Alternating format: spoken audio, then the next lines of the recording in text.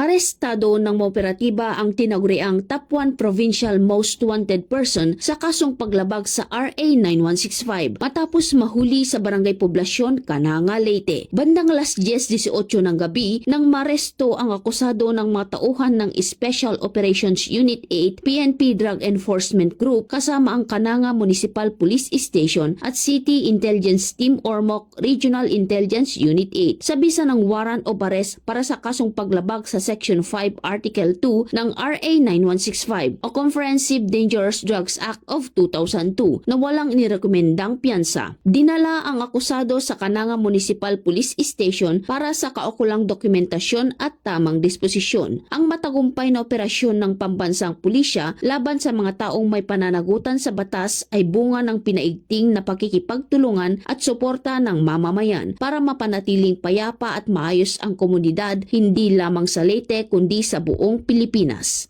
Mula dito sa Eastern Visayas, ako ang inyong PNN correspondent, Patrolwoman Palafox, alagad ng batas, tagataguyod ng Balitang Pulis.